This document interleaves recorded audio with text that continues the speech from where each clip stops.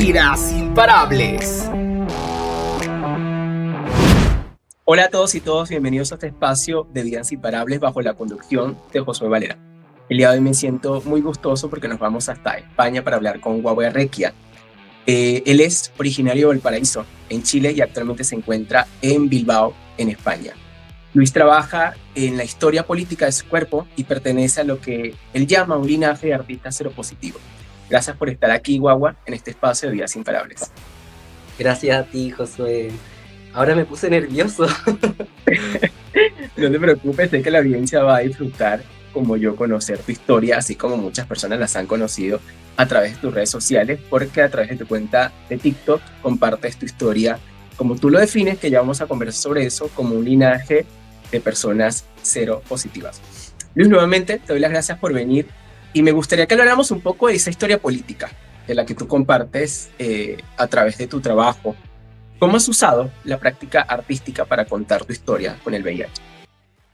Mira, a mí me pasó que en Valparaíso me vi rodeado de muchas personas que me inspiraban, drags, personas trans, actores y actrices que yo decía, wow, como hablar desde la biografía me parece tremendo. Y mi diagnóstico, que ya lleva 9 años en mi cuerpo y en mi historia, nunca lo vi como una herramienta de decir, esta persona soy yo y puedo hablar desde mi biografía en escena, hasta que llegué acá a España a estudiar un máster y lo primero que, te juro que el día uno, como era un máster de artes, de bellas artes, como de artes visuales, el día uno dije, ya, ¿cuáles son los artistas que han hablado del VIH en la vida? Y dije, este es mi tema. Y con este tema me caso y con este tema voy porque no, como que no lo había visto, no lo había, venía, Valparaíso es muy político, Valparaíso es una ciudad cultural muy política y muy potente. Entonces fue como, ¡pum! Tuve que viajar al otro continente para darme cuenta. Y justo, bueno, es esto que has mostrado a través de los escenarios y de tu cuerpo, también hoy en día los has mostrado y compartido en tu cuenta de TikTok, ¿no? Quizás un poco adaptándonos a nuestras nuevas tecnologías para llegar a más personas. Y un momento en que hablaste sobre esa visibilidad. Y vamos a colocar un primer video para conocer un poco sobre cómo hablaste lo que es para ti la visibilidad. Tenía VIH, es decir, que era seropositivo, me dije a mí mismo, ok, tocó apechugar, seré cero visible. Cuando yo me enteré de mi diagnóstico, fue más o menos así. Confirmado por el Instituto de Salud Pública, sus resultados son positivos. Ah, ok. Resultado positivo tampoco me daba miedo. Yo obvio que sospechaba, así no soy lesa, no soy tonta. Yo sabía lo que estaba haciendo y sabía todo lo que asumir las consecuencias. El diagnóstico no me dio tanto miedo, más sí los posibles efectos adversos que te pueden provocar los medicamentos. Ahí sí quedé pálida. Quedé mínimo como un múltiplo. Quedé arepaties. Pero luego me di cuenta de que no hay nada por lo cual preocuparse. He compartido experiencias con otras amistades seropositivas y hemos llegado a la conclusión de que efectos adversos de los medicamentos, del tratamiento, nada de nada. Una vida común y corriente. Pero muy importante decir que sí existen casos de personas que presentan hipersensibilidad o alergia a determinados componentes de algún antirretroviral en específico. Así que si te enteras de que alguien vive con VIH, lo primero que tienes que hacer no es rechazar, sino preguntarle si quiere hablar del tema y escuchar con mucho respeto. La responsabilidad de cuidarse es de todos y de cada una de las personas. Así que eso, pues, cuídate. Me gustaría que conversáramos un poco sobre eso. ¿Qué te llevó a ser visible? Y tras tu diagnóstico, ¿cuánto tiempo también te tomó hacerlo? Un montón. De mi diagnóstico se lo dije primero a una amiga muy cercana, así estuve 2 años, después como un poco expandiéndose de a poquito el decirlo, como el verbalizarlo y el que las personas importantes lo supieran. Y ya acá, más que nada como que siento que es algo, y yo creo que a muchos y a muchas nos ha pasado, como de que hay que vivirlo como en una intimidad o como, no porque sí es un secreto que a veces cuesta sacarlo, pero sí porque hay que procesar muchas cosas. Y me tomé ese tiempo y llegando acá ya como que dije, ya, a la verga, como da igual, como quien me quiera como soy y me da lo mismo, o sea, ya a esta altura quien ande preguntando tonteras, como que me parece que es una ignorancia de la otra persona, pero también me ponía en esa vereda y luego dije, no, o sea, también si yo no tuviese este diagnóstico probablemente estaría preguntando las mismas tonteras. Entonces sentí esa necesidad como de, ok, voy a decirlo de manera como súper didáctica porque mi hermana me preguntaba, oye, ¿y si comemos del mismo tenedor o del mismo servicio, va a pasar algo? Y yo como, a ver, estamos en el siglo XXI, ¿qué pasa? Esto parece los 90. Y, no, y justo allí, mostrando un poco como también a veces toca asumir ese rol de educación, que quizás en muchos aspectos no es un rol elegido, ¿no? Porque uno cuando recibe un diagnóstico de VIH, tú no aspiras a convertirte, o que ese máster no fuese un máster de educación y tener que educar a las personas, pero en muchos momentos toca asumir ese rol. Y me gustaría un poco hablar sobre las piezas teatrales o los performances en los que has participado. Sombras de Ojos en el año 2019, El Higo Balo en el año 2021 y Barón Bilbao en 2023. Estos performances o estas interpretaciones han tenido la finalidad de educar. O sea, tú dijiste, bueno, esto lo voy a hacer porque así como quizás he tenido que asumir la educación con mi hermana o algún ser cercano. ¿Ha sido ese el motivo por el cual decidiste hacer estas obras o compartir tus historias? Mira, con Sombra de Ojo me pasó algo súper curioso porque es un cortometraje y sí tenía ese fin. Era sobre un niño de los 90 que se enteraba que tenía VIH y bueno, por el contexto histórico llegaba a tener SIDA, llegaba a la etapa de SIDA, debido a que ya sabemos que no habían o sea, el tratamiento era poco accesible. Y interpreté ese personaje, pero yo no sabía que era seropositivo. Y 3 meses después del rodaje me enteré de que era seropositivo. Y te juro que yo interpretando ese niño era como, tengo que hacerme el test de Lisa, tengo que saber si soy positivo o no, porque estoy interpretando este personaje, pero en verdad no lo sé. Y tenía mi sospecha. Y después, ¡pam! Positivo. Y fue como, o sea, como que sentí que la ficción ahí me estaba como dando una señal, ¿no? Como dando como una especie de pista. Y fue súper mágico, muy mágico, como esta relación entre la ficción, el arte y la vida real. Pero en estas otras piezas también tocas un poco el tema de la medicalización y la indetectabilidad. Quizás puedes contarnos un poco también cómo, eh, cuál fue ese objetivo, quizás si se puede decir político, al realizar estas puestas en escena. Con Heliogábalo y Ballroom es más bien tangencial porque Heliogábalo, al ser esta emperatriz trans de la historia occidental, emperatriz romana, perdón, la decidimos hacer como una persona con VIH. Y luego Ballroom, he sabido que Ballroom tiene una historia relacionada con el SIDA en los 80, con todas las personas que en la comunidad Ballroom eh, se relacionan con esto. Entonces, es más bien tangencial. Y luego ya viendo como que hay al ver que hay una constante, yo dije, ok, si hay una constante en mi trabajo, que yo no decido ponerlo así, sino que hay algo que tangencialmente se mueve, salvo Sombra de Ojos, que la temática principal es el VIH-Sida. Hice una performance acá en España que se llama la historia del VIH también es mi historia. Y ahí sí es como más directo en el ver como lo que decías al principio, el linaje de todos nosotros y de todas nosotras y el linaje propio, como hacer como lo individual y lo colectivo en toda esta historia del VIH. eh, Hago como una especie de repaso.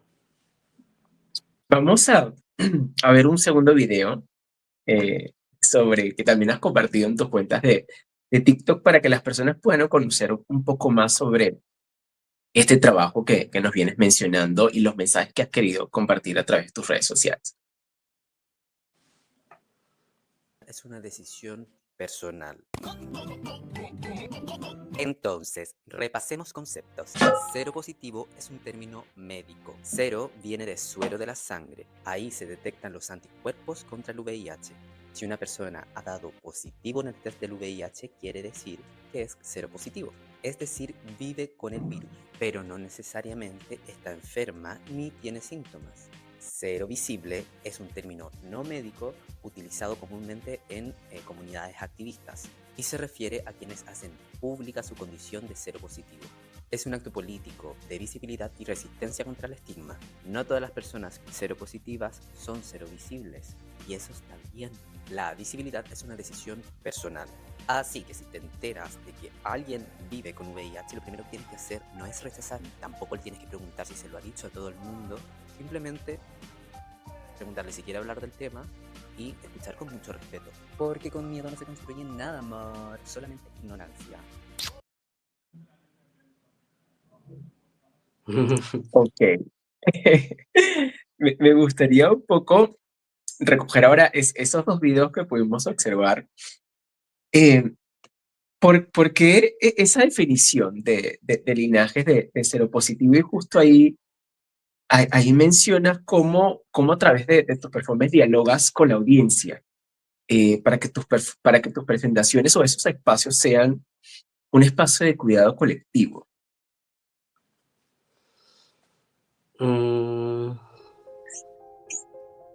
Creo que a veces me pasa que como que siento la necesidad de hacer ese glosario, porque no sé si a ti te pasó, por ejemplo, cuando te encontraste con la palabra cero positivo, cero visible, y viste que se escribía con S, ¿pero qué se escribe con S? ¿De dónde viene? Como todo ese proceso que sí o sí tenemos que nosotras las personas cero positivas relacionarnos con la medicina y con lo técnico y con lo que hay en nuestra sangre y con hacernos las analíticas todos los meses, como que nos lleva como a ser un poco expertos en ese tema. Y yo por un momento decía, ya, como son cosas básicas que todo el mundo sabe, y no era tan así, entonces era como que vi como ese rol de decir como, ok, hay que como contarle a la gente que las personas seropositivas vivimos esto, como tenemos que manejar un montón de términos, tenemos que estar como súper cuidándonos nosotros de nuestro cuerpo. Entonces, creo que también es algo que hay que hacer, no solo siendo seropositivo, sino como en la vida. Es como, yo creo que se puede como hacer ese traslado de, sí, viviendo con VIH, pues, hacemos toda esta tarea, pero ¿qué pasa si no? Igual hay que hacerla. Pienso, no sé. Pero también justo ahí, a pesar en ese proceso que tú mencionas de cosas que a veces nos toca un poco aprender, también en el primer video mencionaste que para ti quizás no resultó ser tan conflictivo o tan impactante a nivel emocional que te hayan dicho que eras positivo para VIH, pero eso no te hizo libre de otros miedos. Si es que tenías miedo a los posibles efectos secundarios que el medicamento pudiese causar en tu organismo. ¿De dónde venían esos miedos asociados a la medicalización? ¿Y quién formó parte de tu proceso, si fue algo o alguien, para que tú poco a poco quizás fueses ir soltando esos miedos? Y te los pregunto porque en momentos esos miedos también pueden ser de otras personas y eso también forma parte de las razones por las cuales también quizás muchas personas no inician su tratamiento antirretroviral. Claro, el miedo se manifiesta de distintas formas. De hecho, es heavy y yo creo que a ti te ha pasado también que gente random te empieza a escribir por TikTok o por Instagram y te empieza a hacer preguntas desde el miedo de me hice esta prueba, me hice esta analítica, me hice este examen y me salió negativo, pero aún así yo creo que tengo. Entonces, el miedo siempre se manifiesta. A mí me pasó que yo sospechaba, como te contaba, de que ya había hecho el cortometraje, ya sentía los síntomas, había investigado mucho por el cortometraje para interpretar a este personaje, había investigado mucho, entonces dije ya, o sea, ya tenía como la tranquilidad de que existe una vida después del diagnóstico, existe una vida completamente normal, pero claro, después cuando te pasan el, el, el, los medicamentos y lees el papelito con los posibles efectos adversos, que son como 200, no sé si te pasó, que es como todo, como se te va a poner un ojo más grande y otro más chico, no sé, como muchas cosas que después mi infectóloga de cabecera me dijo, esto, o sea, hasta como tienen que ponerlo, porque si, como que son, todo se tiene que prevenir. Pero claro, creo que el miedo siempre va a estar y yo creo que no es tanto como por, no pasa tanto por la medicalización o por o por las razones, sino más bien como por el miedo social y como el imaginario que tenemos arraigado profundamente como sociedad sobre en qué se convierte una persona con este diagnóstico, que son por lo general imaginarios fatales y trágicos y terroríficos, que no quita que la historia fue así un poco, pero también hay que mirar como lo contemporáneo, como los avances eh, y, y lo lindo de esto. ¿Por qué consideras que para ti ha sido lindo? Porque de momento hay personas que las palabras orgullo, que han fortalecido a toda una comunidad, quizás para otros puede ser porque te sientes orgulloso, Mm. no, que quizás acercándonos un poco al final del espacio, eh, ¿qué recoges tú o qué engloba esa palabra lindo o esa tranquilidad en la que hoy en día puedes compartir tu diagnóstico de VIH? Qué bueno que traes la palabra orgullo, porque también yo siento un orgullo, o sea, tanto de la comunidad LGBTIQ+, y también de ser un cuerpo cero positivo y de ser portador y ser indetectable. eh, Creo que viene también eh, de la visibilidad, obviamente, como decir, de permitir romperse muchas barreras mentales y emocionales y también saber que existe una comunidad. O sea, eso es hermoso. Yo creo que saber que uno no está solo, saber que podemos tener estos espacios, por ejemplo, que muchas gracias también por generar estos espacios que son súper necesarios. Es como, qué bien, o sea, somos personas antes que nada y creo que es muy importante tenerlos hoy, sobre todo hoy. Luis, te agradezco, Luis Iguagua Requia, gracias por compartir tu historia. A quienes nos ven, me gustaría que pudieses compartirles como un mensaje final qué aprendizajes importantes te ha dejado vivir con VIH que crees que otras personas deberían conocer. Mm, Yo creo que uno de los grandes aprendizajes es como tener una conexión con el propio cuerpo y como con un interior, pero a la vez que ese interior poder como hacer este gesto como de regalarlo y de no tener miedo porque eh, siempre va a haber, o sea, las personas correctas son las que te van a aceptar tal cual. Eh, a propósito que el otro día una amiga me decía, hoy tengo miedo porque un amigo tiene miedo de contar su diagnóstico a la persona que le gusta. Todas hemos pasado por eso y es heavy porque es, si alguien te va a rechazar, ahí no es, ahí no es. Entonces, en ese gesto de compartirlo, todo eso que florece al interior, en la conexión con el cuerpo que digo, hay como un abrir de ojos y decir, wow, Josué también está pasando por eso, mi amiga también está pasando por eso, mi pareja también está pasando por eso, sea positivo o la persona no sea positiva. Y eso, ese como aprendizaje que puede sonar muy hippie, pero a veces yo creo que es más como emocional y más de autoconocimiento. Y te agradezco mucho por ese mensaje que nos dejas para cerrar este espacio. A quienes nos ven, recuerden dejar su like, compartir y guardar esta entrevista. Y también pueden dejar en los comentarios lo que sintieron al escuchar y conocer la historia de Guagua, un chileno viviendo en España. Y cualquier consulta que tengan, nos vemos por allí en los comentarios y nos encontramos en un próximo espacio de Vidas Imparables. Muchas gracias, Guagua. Hasta luego. Vidas Imparables.